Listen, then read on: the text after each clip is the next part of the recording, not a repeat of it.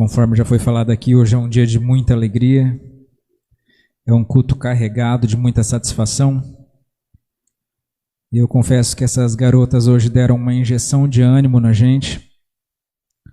É maravilhoso você ver pessoas tão jovens tomando um posicionamento diante da vida que nós temos levado nos dias de hoje.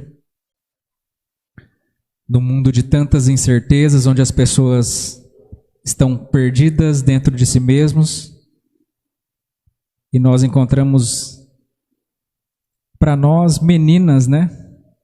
Que nós vimos elas crescerem, então para a gente vai ser sempre criança.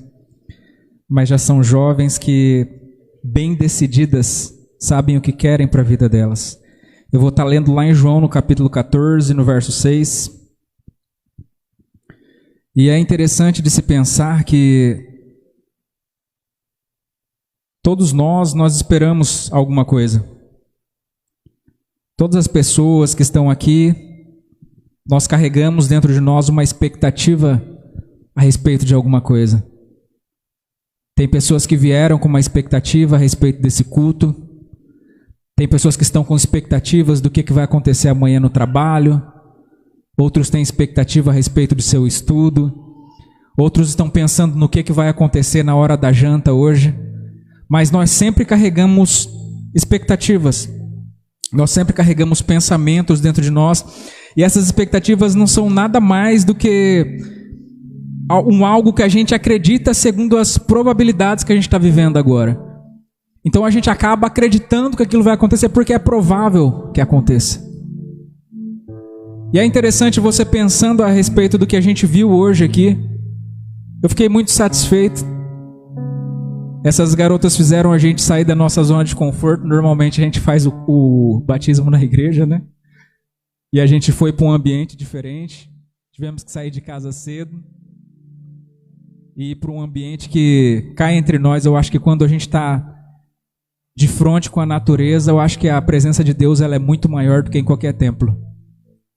Antigamente se dizia, você vê na maioria das igrejas católicas, principalmente aquelas igrejas bem antigas, sempre tinha imagens de pinturas, né, de grandes artistas, porque eles acreditavam que a arte, que a beleza, ela trazia a presença de Deus. E uma das coisas que eu sempre carreguei comigo foi essa questão da natureza. Eu acho que não existe nada no mundo que comunique mais a essência de Deus do que a natureza. E hoje de manhã a gente viveu ali momentos incríveis naquele lugar, em família, tanto em família como igreja, como em família com a família das batizandas. E o que ficou queimando em meu coração foi a questão do posicionamento que essas garotas tiveram. Porque se você parar para pensar, todas as pessoas elas sabem a respeito da bondade de Deus. Todas as pessoas sabem que Deus é bom. Todas as pessoas sabem que Jesus é o caminho. Todas as pessoas sabem que a igreja prega coisas boas e que a gente quer sempre que os membros da igreja estejam cada dia melhores, estejam satisfeitos, estejam plenos em Deus, conheçam a Deus cada vez mais. Só que o simples fato das pessoas saberem disso não quer dizer que elas se posicionam para isso. E hoje nós tivemos o testemunho público de pessoas se posicionando para essa verdade. Né? Vocês puderam ver ali nas próprias palavras do pastor, você está a partir de agora fazendo aqui um reconhecimento público diante de todas essas pessoas, que a partir de agora você é filho de Deus.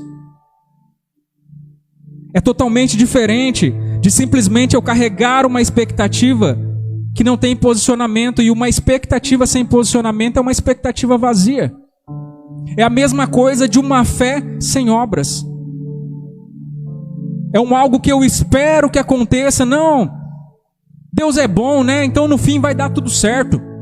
Mas eu não me posiciono para que as coisas deem certo. Eu simplesmente me agarro naquilo que me interessa de que Deus é bom.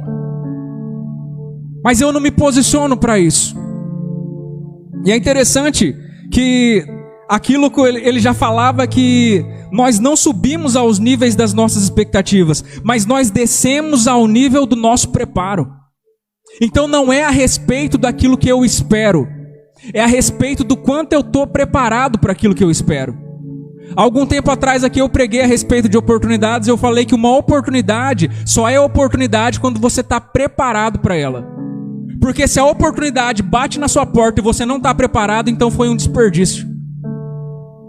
E quando nós entendemos esse Deus que a gente acabou de falar, que tem coisas boas para nós e que tem tantas boas intenções a nosso respeito, nós fazemos exatamente o que essas garotas fizeram. Nós vendemos tudo que a gente tem para que a gente possa se apossar desse tesouro. Para que a gente possa aplicar tudo que a gente tem nesse tesouro. Isso se chama posicionamento. O céu, ele não corresponde às nossas necessidades. Isso é uma das coisas que nós precisamos entender. O céu, ele não corresponde às nossas necessidades. Ele corresponde aos meus níveis de fé. Você já imaginou se o céu correspondesse à necessidade? As pessoas estavam com fome e começava a cair pão na cabeça das pessoas. A pessoa estava doente, aí começava a cair cura na cabeça da pessoa. Mas não é assim que funciona. Deus, ele não corresponde através de necessidade. Deus, ele corresponde à fé daquele que clama. Lá em João, no capítulo 14, no verso 6, eu vou falar um pouco rápido porque o nosso tempo hoje é bem escasso, tá? E eu vou ser rápido nas minhas palavras aqui, então não perca nenhum segundo da sua atenção. Lá em João, no capítulo 14, no verso 6, um verso extremamente conhecido fala assim: E respondeu-lhe Jesus: Eu sou o caminho, eu sou a verdade e eu sou a vida. E ninguém, absolutamente ninguém, vem ao Pai senão através de mim. Se a gente fosse falar simplesmente a respeito desse verso, a gente podia pegar uns 3 cultos pelo menos e ainda ia dar pano para manga. Porque Jesus, ele já começa falando, eu sou. A partir desse momento ele já me remete lá a Moisés perguntando, Deus, quando me perguntarem quem me enviou para libertar os hebreus dos egípcios, como que eu falo que é o seu nome? E aí Deus fala que o eu sou te enviou. Aí Jesus, ele chega diante dos discípulos e fala assim, eu sou o caminho, eu sou a verdade e eu sou a vida. E você não entende isso até que você compreenda que na linguagem do hebraico não se diz eu sou. Porque você dizer eu sou é uma afronta contra o próprio Deus. Então lá você não é nada. Porque o hebraico, ele é construído em cima de um teocentrismo, ou seja, Deus acima de tudo e acima de todos. Então nunca lá você fala, eu sou o engenheiro, eu sou o pastor. Não, lá você não é nada. Ele fala, eu estou o pastor, eu estou o engenheiro, eu estou o médico. Porque tudo é passageiro. Então diante da cultura hebraica, quando você fala, eu sou, você está indo contra o próprio Deus. É uma afronta para os judeus ouvir alguém falando que é alguma coisa. Porque só Deus é. Você não diz eu tenho, porque tudo é de Deus. Então um dia você vai partir e tudo aquilo que você disse que você tinha, no fim você não tem. Porque tudo é de Deus. Aí Jesus, ele chega e fala, eu sou o caminho, a verdade e a vida. E eu te digo mais, ninguém vai ao Pai, ou melhor, agora eu errei no português. Ninguém vem ao Pai se não for através de mim. Ninguém vem ao Pai. Porque eu e o Pai somos um. É por isso que não é vai ao Pai, é vem ao Pai. O Pai está em mim, eu estou nele. A partir do momento em que essas garotas agora elas participam do corpo de Cristo, Ele também está nelas e elas estão nele. É o que Ele vai continuar falando se você ler os próximos versículos. É interessante de se pensar que quando Deus, ele precisava comunicar a sua essência de Deus para as pessoas, ele mandou os seus profetas para falar quem era Deus. Mas na necessidade dele comunicar que ele era Pai, aí ele manda o seu Filho. Porque Jesus, ele vem com a necessidade de apresentar o Deus como um Pai. E isso faz toda a diferença. Porque até então, Deus, ele era o Deus que tinha um nome impronunciável. E agora Jesus fala, chama ele de Pai. E ninguém consegue chegar nele se não for passando por mim. E nós vivemos hoje o tempo onde nunca se teve uma ausência tão grande paterna na sociedade do que nos dias de hoje. Então, tão necessário como era naquela época que eles precisavam de um pai para se agarrar, nós nunca vivemos. O Juninho está aqui para falar. Cadê o Juninho? Ó, o Juninho está aqui para falar a respeito de tantos problemas que as famílias têm enfrentado por falta de uma paternidade. A falta da paternidade, a falta do exercício paterno, onde muitas das vezes você fala assim, não, Júnior, mas o pai está lá na casa, ele é um pai que está dentro de casa, só que ele é ausente. Ele está ali, mas ele não faz a função paterna. E nisso, ele deixa a desejar. O pastor acabou de falar aqui a respeito da disciplina, e eu estava lembrando hoje de algo que eu li, e o autor ele falava assim, que quando você mima o seu filho, então obrigatoriamente você cuida do seu neto. E quando você educa o seu filho, aí você tem o direito de mimar o seu neto. E é exatamente esse ciclo que a gente vive na nossa sociedade. Uma sociedade onde os pais eles se esvaziam da sua responsabilidade de pai, porque eles querem continuar sendo moleques. E com isso, os seus filhos eles vão gerar de uma família onde ele vem faltando uma metade. E lamentavelmente, pessoas feridas ferem. Isso é uma verdade que já é comprovado de geração em geração. Às vezes eu me encontro com pessoas que elas reclamam a respeito dos seus pais. E se tem uma coisa triste na vida, é a vida da pessoa que ela é magoada com seus próprios pais. É uma vida que ela é amarrada, ela é enroscada, ela não sai do lugar. Porque ela não carrega a bênção de Deus sobre a sua vida. Ele não sabe viver as bênçãos da hierarquia.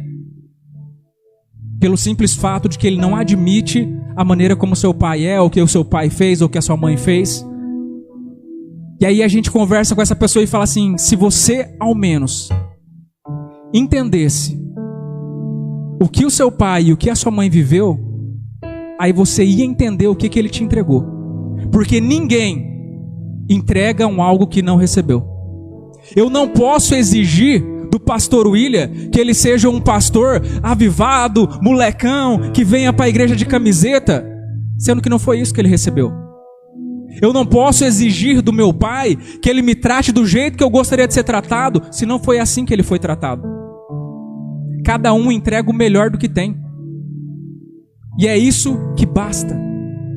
Nós precisamos honrar aquele que veio antes de nós, pelo simples fato de que ele nos deu algo que nós nunca conseguiríamos suprir. Por mais que você se torne o homem mais rico do mundo, você nunca vai suprir aquilo que o seu pai e que a sua mãe te deram. Eles te deram o dom da vida, e isso te basta.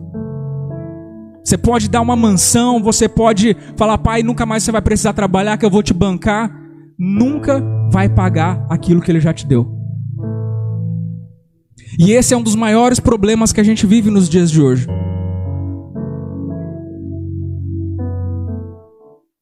As religiões, elas, muitas das vezes elas dizem, né, que podem trazer Deus para a pessoa, elas podem apresentar Deus para as pessoas. Mas só o Evangelho é capaz de trazer um pai para aquele que não desfrutou da paternidade.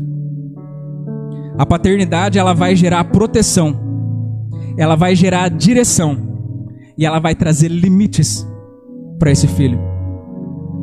Só que, lamentavelmente, na sociedade onde a gente vive, aqueles que deveriam proteger são os que abandonam.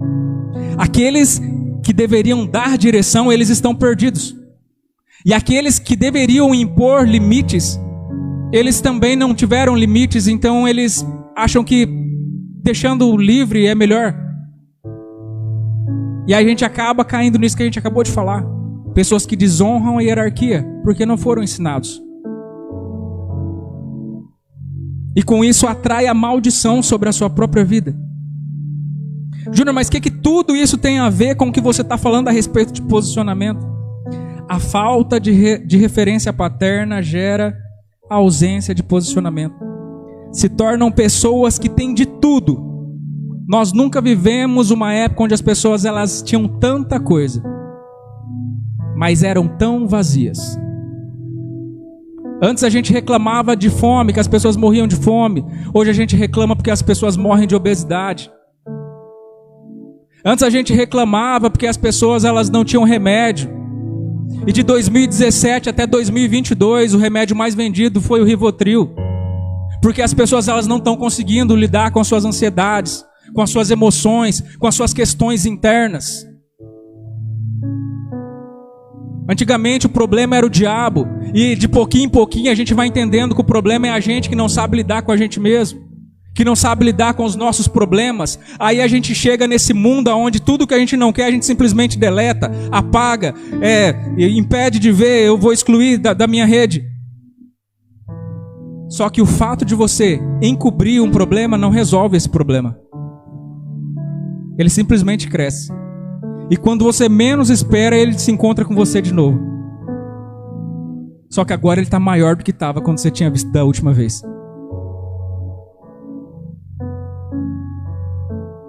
E aí se tornam pessoas que têm um buraco dentro de si, chamado depressão. Depressão significa um espaço vazio. Porque nós temos coisas demais.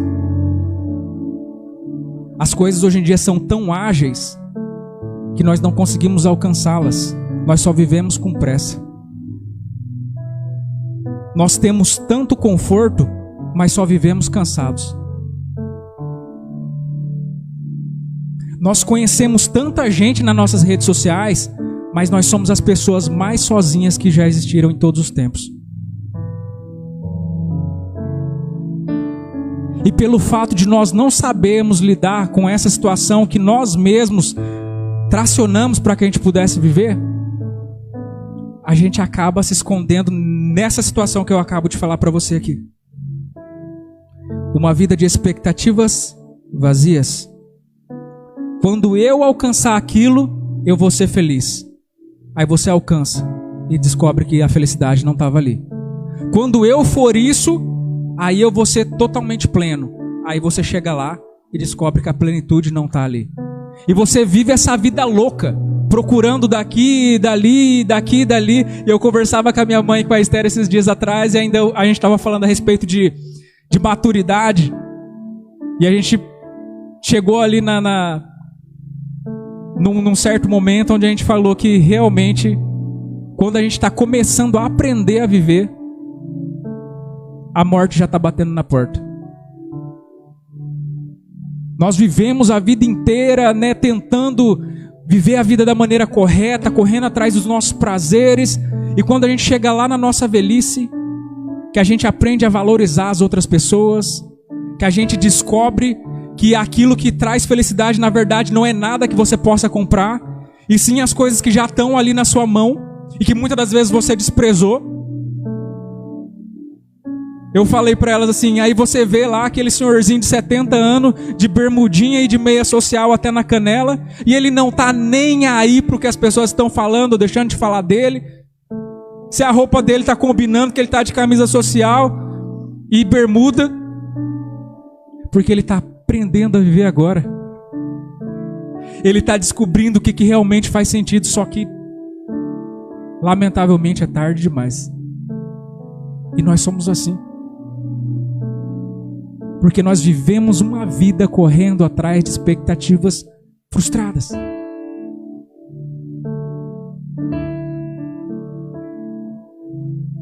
Enquanto essas meninas elas participavam dessa cerimônia de batismo, Deus ele comunicava ao meu coração a respeito disso aqui que a gente acabou de ler. Eu sou o caminho, a verdade e a vida. Ele fala que Ele é o caminho. Ele não é um dos caminhos. Ele é a porta. Ele não é uma das portas. Você está entendendo que ele está falando assim? Eu sou a única alternativa. Não existe uma outra possibilidade.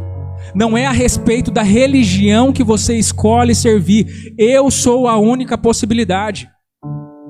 E para que a gente consiga compreender o Evangelho, existe um versículo que ele é muito incisivo para que a gente consiga entender isso. E ele fala assim que todos pecaram e destituídos foram do reino de Deus. Então não existe agora judeus ou gregos. Não existem pessoas boas ou pessoas más. Não existem certos e errados, porque todos pecaram e foram destituídos do reino de Deus. Então como é que fica esse cenário, Júnior? É um cenário onde as pessoas elas simplesmente caminham em fila, até que em determinado momento elas caem para dentro de um abismo. E essa é a vida que o mundo percorre. Uma vida onde as pessoas enfileiradas, cada um à sua vez, vai caindo dentro do abismo, vai caindo dentro do abismo, vai caindo dentro do abismo. Aí de repente Jesus, ele chega e fala: eu tenho uma alternativa. Eu tenho uma possibilidade. Para que a sua vida ela não se resuma a isso. Só que para que você venha a entender essa oportunidade, é necessário que você entre por esse caminho. E o caminho é o que, Júnior? São regras de conduta? O caminho é o que? É a Torá? É as 613 leis dos judeus? É o que? Não, eu sou o caminho. O que nós fazemos aqui como igreja simplesmente é apontar para o caminho. Eu não posso falar para você, ó, vem aqui que eu vou dar uma assinatura de pastorzão para você e vou garantir para você um pedacinho de céu. Ninguém vai ao Pai se não for por mim.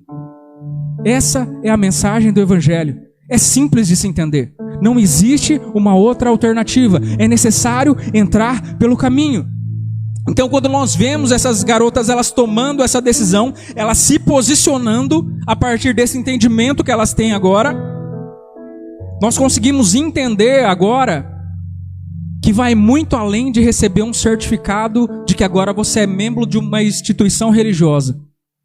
Nós começamos a entender que vai muito além de uma cerimônia que foi predita há milhares de anos atrás. É muito além daquilo que a gente está vendo aqui e agora.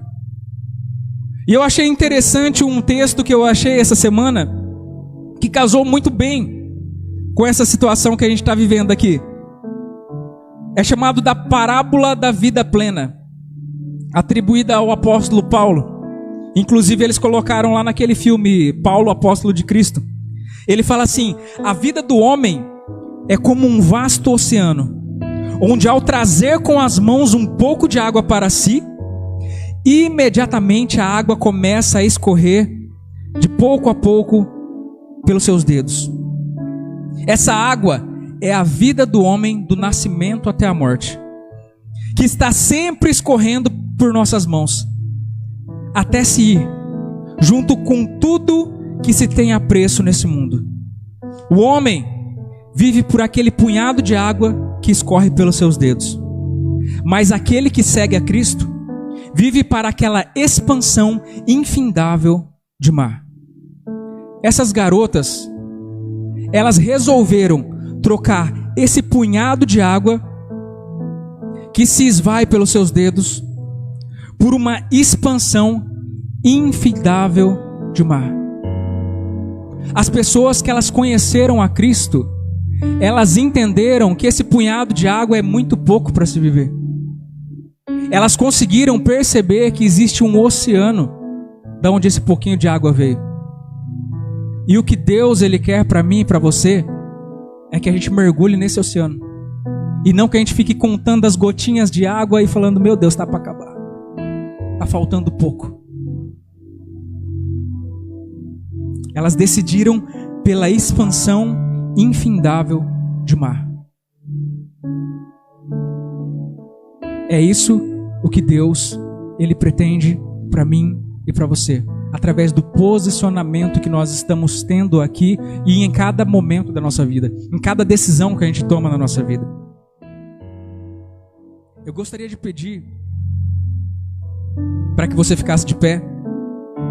Eu vou orar rapidinho por você, que depois a gente vai estar louvando a Deus com um hino ainda.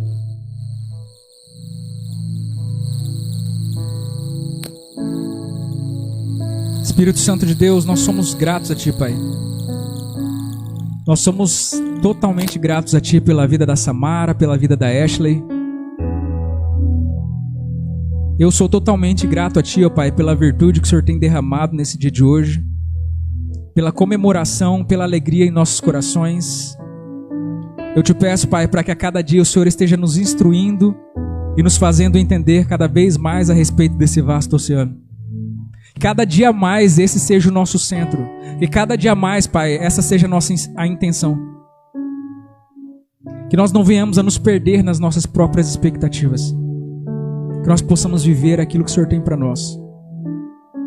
Porque aquilo que o Senhor tem para nós é melhor. Eu te peço para que o Senhor esteja abençoando, Pai, cada uma das pessoas que aqui estiveram hoje. As suas necessidades, as situações mais íntimas que eles trazem aqui. Eu te peço que o Senhor esteja usando poderosamente, Pai, a sua palavra para que ela esteja entrando lá no fundo, no mais profundo da alma de cada um, Pai. Que almas estejam sendo curadas aqui nessa noite. Que corações estejam sendo sarados. Que chamas estejam sendo reavivadas. Que pessoas estejam encontrando novos motivos aqui e agora. Eu te peço, Pai, que o Senhor venha se fazer presente em cada vida, em cada família aqui representada. Esteja atuando poderosamente de maneira, Pai, que isso venha a ser fixado dentro de nós. Que a sua palavra, Pai, ela venha a ser eficiente dentro de nós. Que ela venha a fazer efeito. Que ela não venha a se esvair, a cair daqui até a nossa casa. Que nós venhamos a esconder essa palavra dentro do nosso coração, Deus, até que ela possa brotar. É o que nós te pedimos e te agradecemos no nome de Jesus.